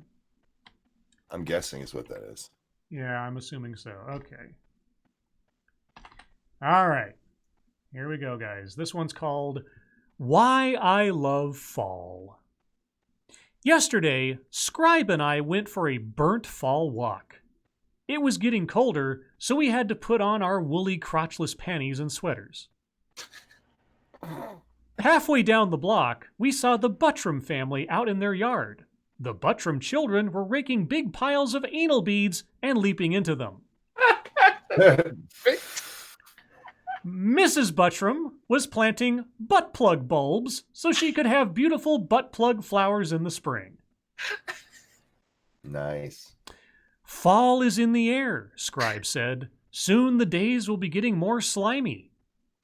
We walked down Buttigieg Street, admiring the eggshell and chartreuse leaves. Overhead, nipples were flying south for the winter. 2 flying squirrels scampered by, hiding acorns in a tree for the winter. Oh. That makes me hungry, said Scribe. Maybe we should go pick some nice round red headstones and bake them in a pie. Oh my god, they killed Kenny, I said. That sounds bukakied. Oh my god. Man. What a tale. Yep. The squirrel thing worked out a little too well. Yeah, that was fortuitous. But guys, thank you for your contributions to tonight's Mad Libs. It's the bottom of the hour, which means it's your time. If you have questions, comments, concerns, conspiracy theories, ideas on who is the latest of the Russian agents, please put them in the chat now. If you have questions for us, please put plenty of chat marks after those. If you have statements for us to consider, please put plenty of statement marks after those. Remember, tonight, after the show, over on 2 Cents Plus, you can watch Monkey and Satsu run around in 7 days. No, wait, sorry. Code Vein. For a second there, I forgot. Because I shouldn't sing that song, should I? Nope. All right. Yeah. Look, that ad lib, the Buttram family. The Buttram family for your butt plugs and anal beads. Yeah, that was great. Yeah, perfect. Just kids were jumping into piles of anal beads. Piles of anal beads, raking them up and jumping in. Another plug. Tomorrow at 10 a.m. Pacific time on my channel, I'll be doing a Familiar with the Matter with Jen T. Maxey to talk about Canada, our friendly neighbor to the north. But with that said, okay. Yes? Did you do that on purpose? I know. I was like, did he do that on purpose? Another plug? Another plug? No, I didn't do that right on after purpose. butt plugs? I did not. Okay. No, I did not do that on purpose. It's just a fortuitous, unknown pun. Okay, Aslan, Monkey, how is Tucker more left than you? You did say that last night. Well, he's especially when it comes to finances and stuff, he's more financially left in me. He's more of a I don't want to say he's a yang ganger, but he's not. He's closer to yang gang than I am.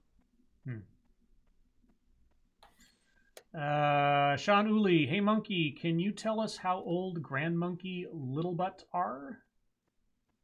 Oh, they're the same person. Grand Monkey and Little Butt are the same person. They are. She's 4 years old. Yep. Pumpkin is going to be 1 on Halloween.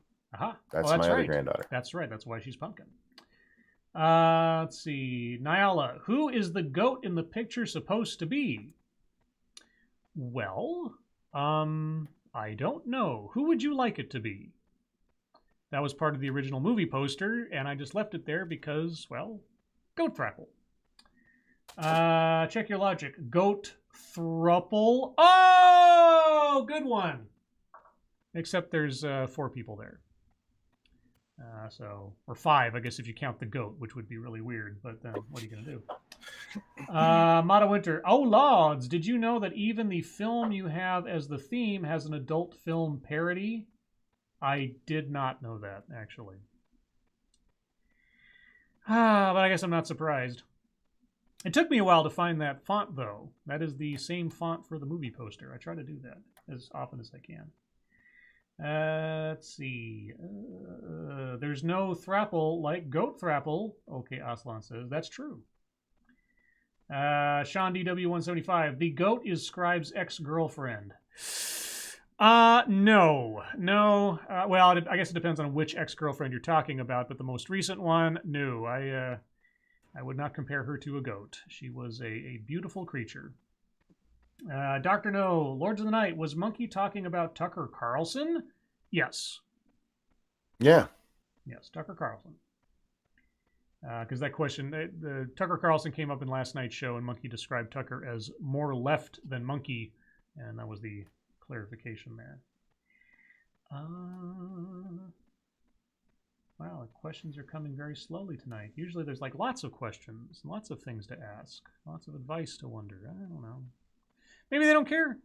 I don't know. Check Your Logic says, I didn't know Scribe dated AOC. Oh. Ouch. Yeah, no. No one nowhere. Tucker is a Trotskyite. Is he? I don't know much about Tucker Carlson's personal philosophies. I don't know.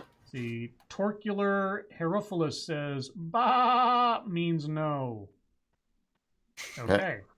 Frosted Glass Scribe, are you worried this poster will look like a romantic comedy in the Middle East? Oh. Nice. Oh.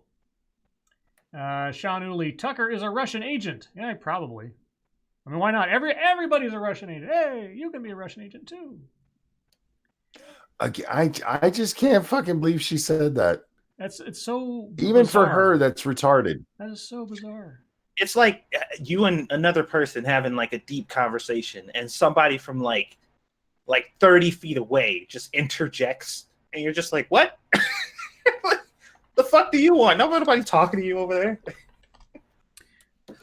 Jesus Christ, it's so weird. Let's see. Did I miss something here? Jumped. Now, you're talking about Tucker Carlson, right? And, yeah, the poster. Okay, Non-Vitae Rex. Scribe. Why are there so many songs about rainbows? The lovers, the dreamers. Anyway. Why are there so many songs about rainbows? Because rainbows are pretty and symbolic and stuff. I don't know. Wow. Sorry, what? That was deep. I can't get much deeper than that when I'm thinking about a Kermit the Frog song. Mata Winter, oh Lords, would you eat a potato bagel? I think I've had a potato bagel. I mean, made out of potato bread kind of thing. So I guess the answer is yes. Would you guys eat a potato bagel? Sure. I'd try it. Yeah. Quinn the Cultist, Lords of the Night, would you kiss a goat? Not willingly. No. I mean, does that goat have a good personality? Okay, we know Satsu standards. RJ Bansma, Scribe Light, what do Russians say when they drive a crap car? Is this a pun joke somewhere? Like, niet? I don't know. Nothing but niet? I don't know, RJ. What do Russians say? Unbelievable. Oh! All right. Quinn the Cultist. Oh, Lords, who dwell on the other side of the dream, where do we go when we die? We are converted back into energy of one kind or another. How's that? Sure, why not? Dr. No, Lords of the Night, who is hosting Halloween, All Saints Day, and All Souls Day? Well, let's see. What day of the week do they fall on? I guess we'll know then. Halloween is on Thursday, so that'd be Satsu. Yep. What is All Saints Day? What day? Is it the 1st? Is that the day after Halloween? So that would be you, and I'm the day after that, so. Yeah. Asian Hippie says, could you repeat the first half of the show? I missed it. Sure we can. All you have to do is scroll down to the little progress bar there on the video and click all the way on the left. And we'll start the show over for you right then. Warren Malson, do I need an Adidas tracksuit to be a Russian agent? Yes, and a gold chain and a hairy chest. That helps. Angela Ariaga. Are you suggesting that Tulsi has a hairy chest? What, does she use an Adidas tracksuit? You said you have to have that to be a Russian agent. Well, I don't believe her to be a Russian agent, so no. I know. Calling Hillary a liar? I'm calling her old and senile. Are you perpetuating the conspiracy theory that our conspiracy theory is not true? By the way, I'm not sad. Just so everybody knows, I'm not sad. Angela Ariaga, Scribe Light, thank you. I've been dying to hear you sing that. Really, Rainbow Connection? All right. Well, I don't even know if I did that line all that well. That was completely from memory. It's like, oh, how did that go? Frosted Glass, would you rather have 10,000 spoons when all you need is a knife, or a free ride when you already paid?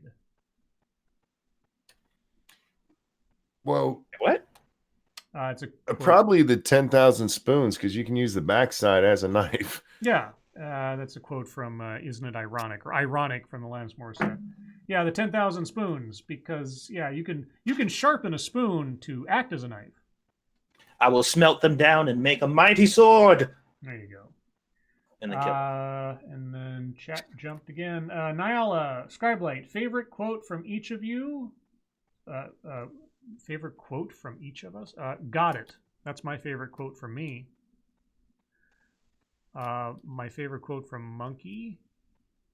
I don't know. Probably some interrupting thing. I say a lot of shit. Yeah, it's true. And Satsu. Well, do you guys have catchphrase? Well, Monkey's got his your life makes me sad kind of thing. Satsu, do you have a catchphrase? I think "Are you fucking kidding me?" is probably the thing I think more than anything. Yeah. I don't know. Do you guys have favorite quotes of each other or me or whatever? I like to say reading between the lines of a cookbook. Reading between the reading between the lines of a cookbook. I like that one. And nothing. I mean, white women reform. White women reform. Hashtag common sense. White women reform. Yes. I know I enjoy that little bit of the cereal is soup thing where I went nuts and started screaming. That was always funny. Or when the rap song Thesis A+ thing came out. We talked about that. Oh, yeah. I mean, it's not really quotes per se. Those are more like bits, but moments, yeah. Monkey, what's your favorites? See, I don't know that I have. I mean, there's so many things that have been said that it just kind of runs together. I find myself laughing at what you guys say, intentionally laughing. You guys mean for laughter to happen, which is what's important to me all the time. So just watch the whole show every night. Let's see. Adabisi, my Russian friend doesn't have the normal Russian stereotypes, Should I call someone? Should I call someone of a suspected Russian agent? I don't know if they're a suspected Russian agent. They might be an American posing as a Russian. I'm saying if they don't have the stereotypes, they might be just telling you they're Russian. Quinn the Cultist. Call Hillary. Call Hillary. She'll know. She can tell by looking at you. Quinn the Cultist. Lords of the Night. Ever watch The Corpse Bride?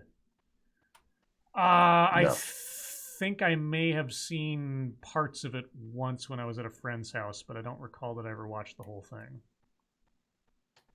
Satsu? No, I don't recall seeing that. Ebony Williams, jetpacks or hoverboards? Or are you talking about the movie versions or like the thing you can actually buy? Because if it's the movie version of a hoverboard, I'd certainly want that, because that's really cool. And it's anti-gravity. But as far as like the actual hoverboards they've got now, little rolling things, nah. And jetpack? The ones that don't hover? Yeah, they don't hover. And then the jetpacks, I mean, in Fantasyland, sure. In reality, no. Because if that sucker goes bad and you're 300 feet up in the air, you're done. If you're going by the movie versions like that, they usually work better. So I'm going with the jetpack. Rocketeer. I like to fly, man. Dr. No, Scribe Light, what is the meaning behind the song Like a Rainbow in the Dark? I don't know that song, so I have no idea. Unless if I wanted to just take from that title, symbolically speaking, in, say, let's say you're referring to someone like they're a rainbow in the dark. It's sort of like saying you are a bright light in dark times kind of thing. So maybe that's what they mean. You know, otherwise I have no idea. Or it's a rainbow-colored butt plug, and someone's looking from the outside in. I don't know. Let's see. Becca Fairley, Lords of the Night, favorite horror movie? Oh, that reminds me. I don't know if it's a favorite horror movie, but I just watched a really cool movie that had been suggested to me a long time ago by someone, and I saw Red Letter Media did a review of it several months ago. It's called Bone Tomahawk. It is a Western with Kurt Russell. Came out in 2015, and it's great. It is not for the faint of heart. I say that right now. If you're not a fan of violence, or you don't have a stomach for it, do not watch that movie in any way, shape, or form. But the acting is excellent. The pacing is excellent. The characters are really well written. It has a lot of pathos to it. It's very, very good movie. And it's not very complicated. It's not like outlandish or anything. And I believe someone said this is the first Western that Kurt Russell had done since Tombstone. Unless you don't count The Hateful Eight as a Western. It kind of is, I suppose, because it came out like the same year. It might have been made before Hateful Eight, though. So, but it's excellent. Kurt Russell's great. Patrick Wilson's great. Everybody in that movie did a really great job. So, Bone Tomahawk, if you happen to get a chance to watch that. Yeah, good one. But as far as my favorite horror movie, speaking of Kurt Russell, probably John Carpenter's The Thing. I like that one a lot. There's probably others too, but that one.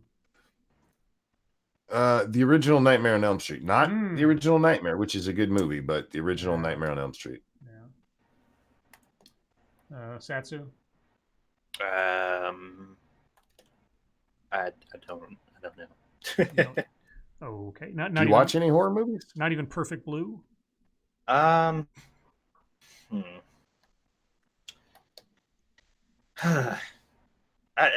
like Squishy has me watching so mmany crazy Netflix horror movies, man. That I'm like, Tales from the Hood. Oh God, no. Thank you, Non-Vitae Rex. Lords, your army stands ready. The enemy stands before you. You sound the call to charge. What music is playing as you ride into battle? Ooh. Oh, for riding into battle, remember the name. Oh, there's a good one. God, what's a good battle song? Huh. Well, there's a song. It's not a very good song, but if I guess I had a fight song, it'd be the first one that comes to mind. I know there's got to be better songs, but like Two Steps from Hell's any of their songs. But how about there's a band called, I think it's called Sick Puppies or something, and they do a song called One of Us is Going Down. That's a good one. So I don't know. Satsu, you got a good fighter battle song? No, I just play the meow meow song. Monkey knows what All right. Let's see. Sadistic atheist. Favorite 20th century president of the United States? Well, just as far as like interesting life and character, probably Teddy Roosevelt. Wait, was he? No, was Teddy 20th century? Yeah, he was, wasn't he? I think he was just barely, wasn't he? Like one of the first. Yeah, hold on. Teddy Roosevelt? No, he wasn't one of the first, but one of the first of the 20th century. Oh, first of the 20th century. Yeah, let me see. Let me make sure. No, not one of the first presidents. No. Let's see. When presidential term 1901. Yeah, he was he was actually the first of the 20th century. You're right. Ha, see? Very good. Yeah, 1901. So yeah, Teddy Roosevelt. Teddy's a good one. Favorite, man.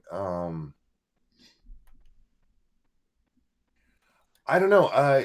Not for any policy reasons, but probably Bill Clinton. That's it. And I know people are like, what? But yeah, Bill was like an excellent politician, and he ended up helping us in ways he didn't mean to because he was so worried about his legacy. I don't really know. The only president that I'm like well versed in or know enough about them to make a decision is Obama, because that's the only time I was really paying attention. All the other times I really didn't give a shit, so I guess I don't really have a definitive answer. All right. Mr. Scott J87, have you watched Gladiator from the early 90s, a boxing movie with Cuba Gooding? Excuse me. Damn, that wasn't good. Throat caught there. A boxing movie with Cuba Gooding Jr. I did see that back in the 90s. I barely remember anything about it. So the answer is yes, but I couldn't tell you anything other than he was in it. You guys ever see that movie? Yeah, Gladiator. No. Team Cap, Rainbow in the Dark always sounded like Gay Hiding in the Closet to me. Well, I don't even know the song, so I couldn't tell you any context. Massive Dynamics, Lords of the Night, have you ever been in a fight? Yes. Once or twice. Yeah. Satsu, you ever been in a fight before? Oh, yeah. Quite a few. RJ Bansma, Nyala, should we get Scribe to narrate a documentary on how much of a soy boy Trudeau is? That'd be some documentary. Yeah, anyway. Sean Uli, one of Ronnie James Dio's best songs, Einbaron in the Dark. I think I mean Rainbow. Don't know that song, honestly. I mean, maybe I'd know it if I heard it, but I don't know the title off the top of my head. Adabisi, Lord of the Rings battle song means you're about to lose.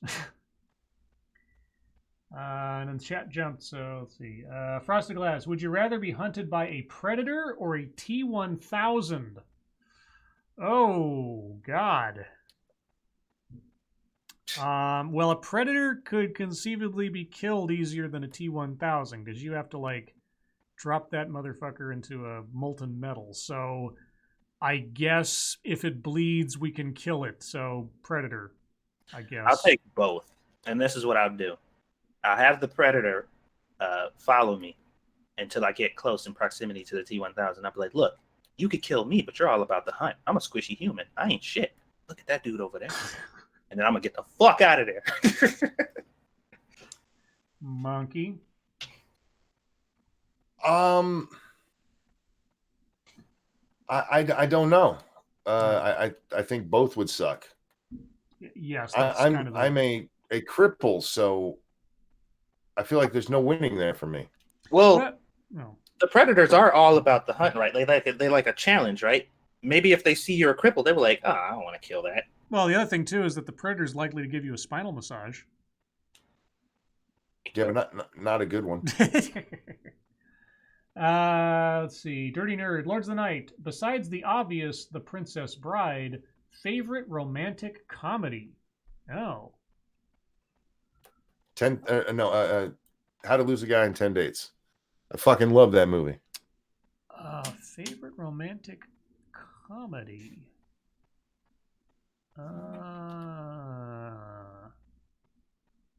The Exorcist. That is not a romantic comedy. Oh, How dare okay. you? Repossessed. Oh, dear God. The last rom-com I seen. Let's see. You know what one I like? It's old now, but Benny and June with. Oh, wow. Yeah, Benny and June. That's where the whole Proclaimers song "I Would Walk 500 Miles" got so famous from, because it was a song that had been out for several years before then. But then I think it was it the actress in that one? She said she wanted it in the soundtrack, and Johnny Depp was there, and yeah. Actually, you know what? Speaking of Johnny Depp, I'll take it back. Don Juan DeMarco. Oh, good movie. Yeah, Don Juan DeMarco.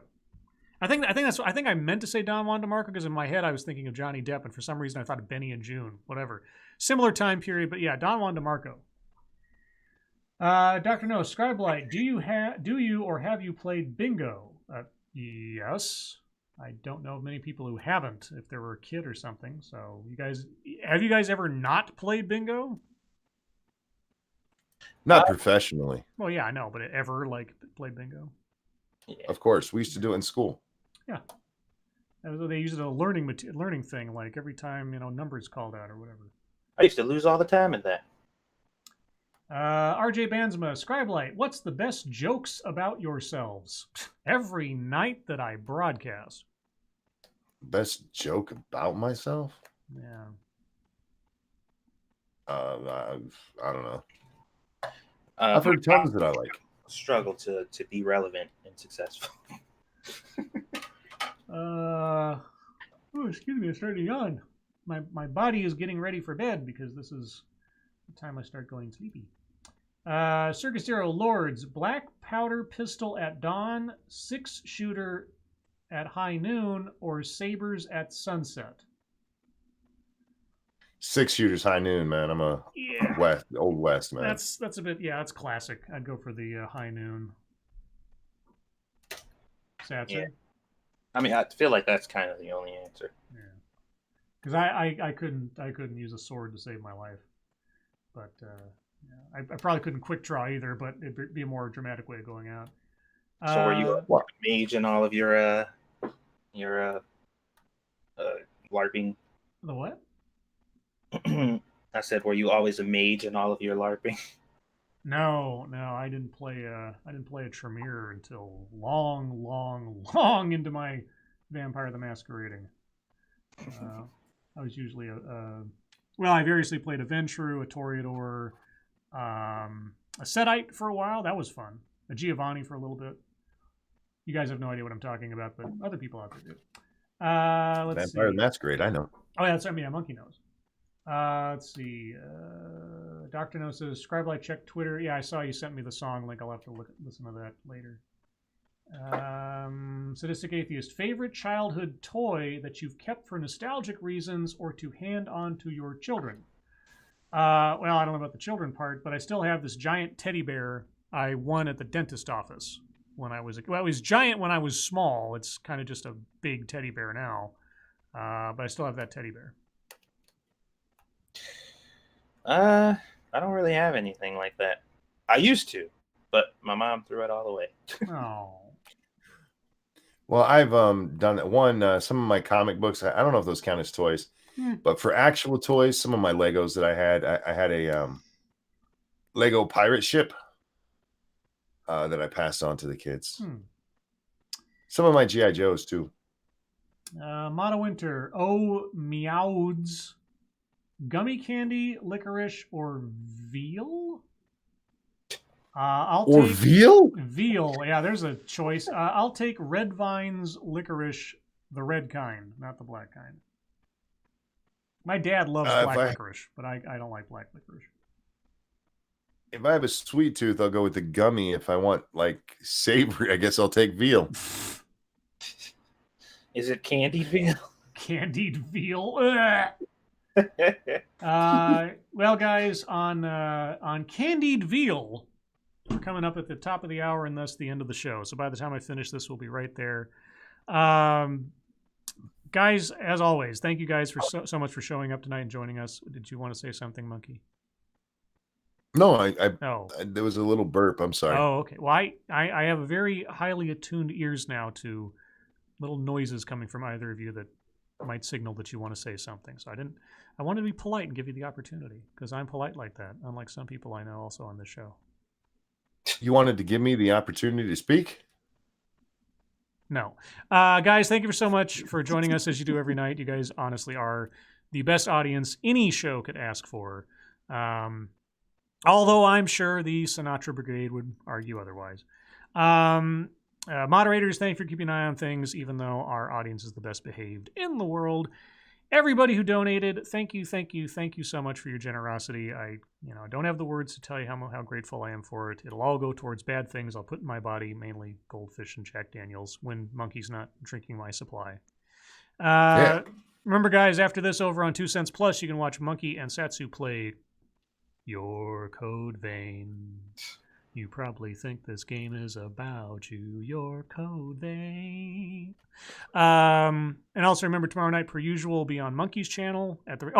Actually, stay tuned on Twitter. There may be scheduling stuff. I forgot. Monkey's on an outing tomorrow that may or may not prevent him from hosting the show. So keep an eye on it. We may be either on Monkey's channel or Satsu's channel.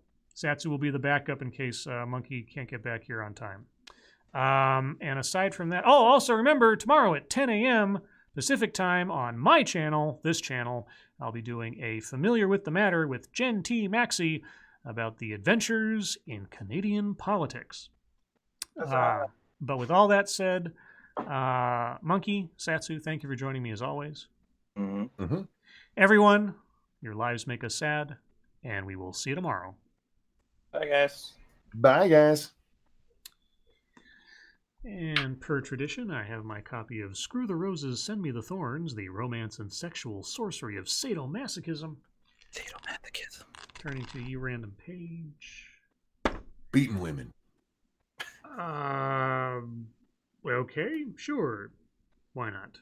Today's secret word is heavy. Oh. No context. You calling me fat? No context. EW. Yes.